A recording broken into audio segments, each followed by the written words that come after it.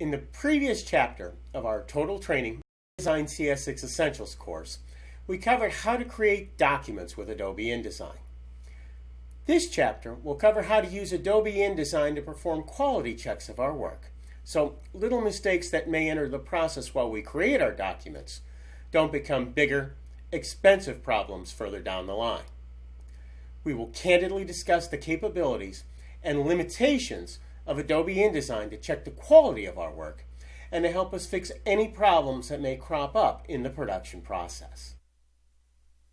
In this chapter of our InDesign CS6 course, we're going to explore some of the options you have for quality checking your work in Adobe InDesign, as well as how to fix common problems that may occur, especially as you're first building new InDesign publications. Now, to do that, we need to have a file to check. I can do that by, of course, clicking on this Open folder in our Welcome screen and navigating my way to the file that we'll be working with for this chapter of our InDesign course. Or I could go to the File pull-down menu and select the Open command and again navigate my way to where I want to go and then open that file. We're going to take a quicker way. I'm going to go back here to the Welcome screen and I'm going to close that by clicking to the upper left, just like so.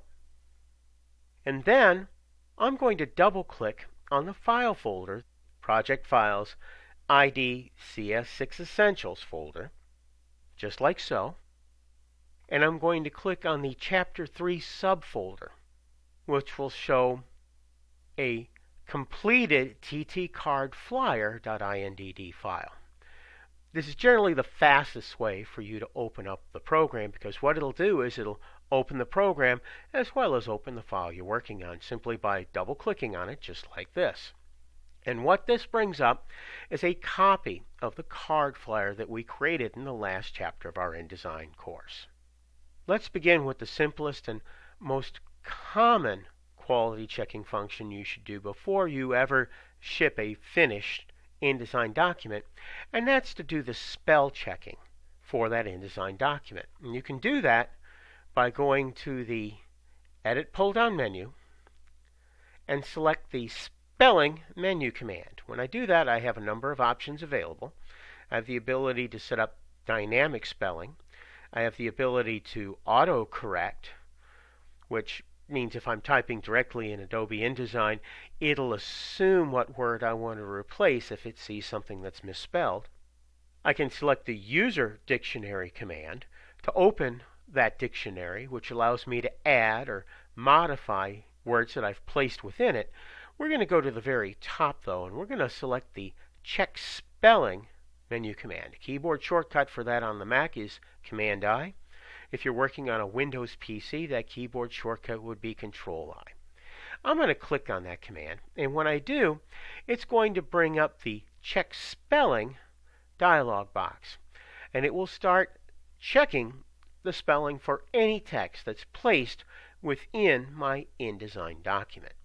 Now, the first thing it's found is the word email. That's not loaded into my dictionary, although I can add it, and we'll do that in just a little bit. I also have the option to search the entire document or all documents I have open. If you're working with a very large document, say a book, like a catalog or a directory, you can check every single InDesign document that you have open on your screen, and it'll spell check all of those.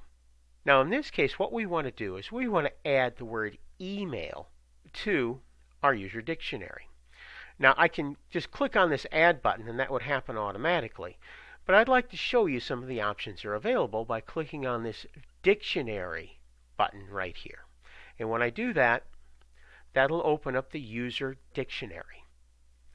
It says it's based on our English USA language. It can be based on any language or all languages if you have multiple language dictionaries installed with InDesign CS6.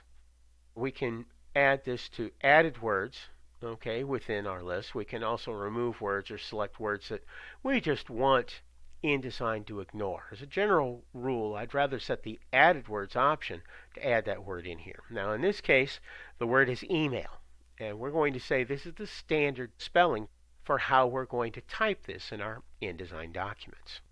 It's very, very important when you add a new word to the user dictionary, that you make absolutely sure it's spelled correctly.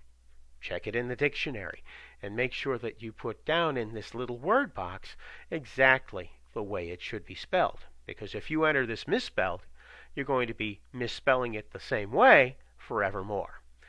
I'm going to click the Add button, which will add email to the document here.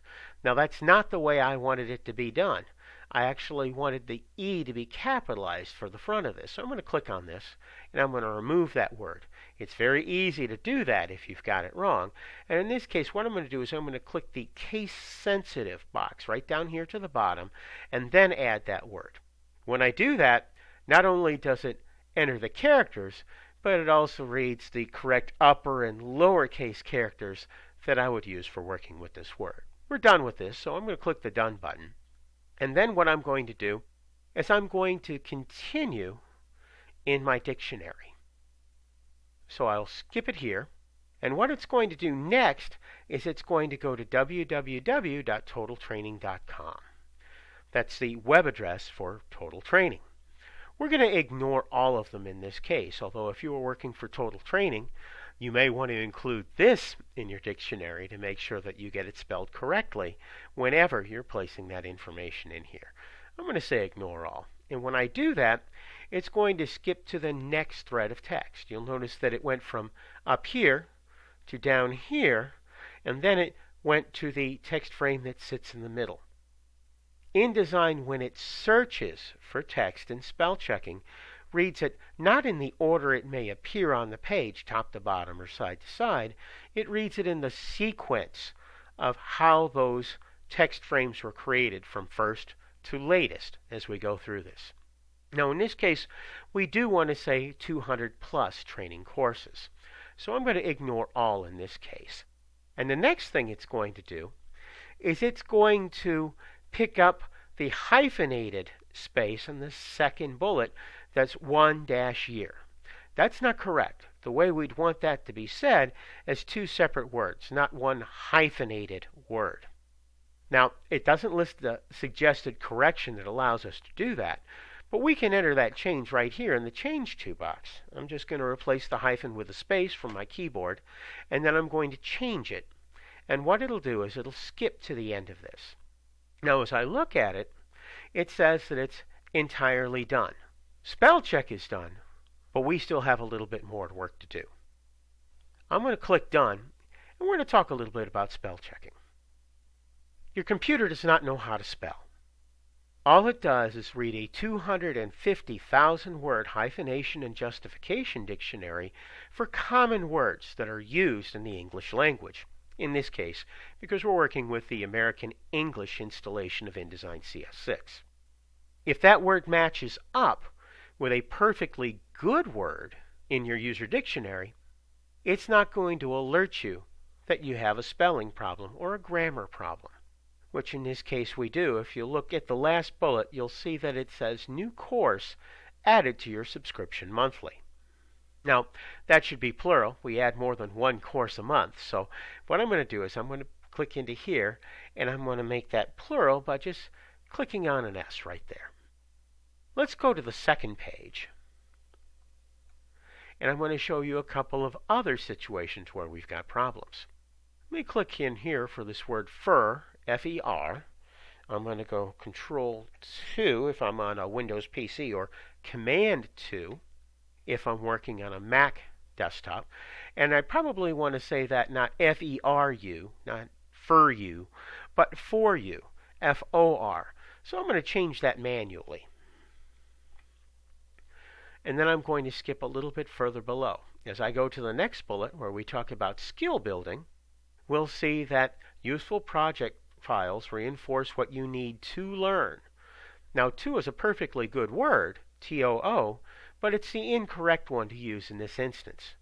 The computer's not a very good grammarian, and it can't read that inconsistency.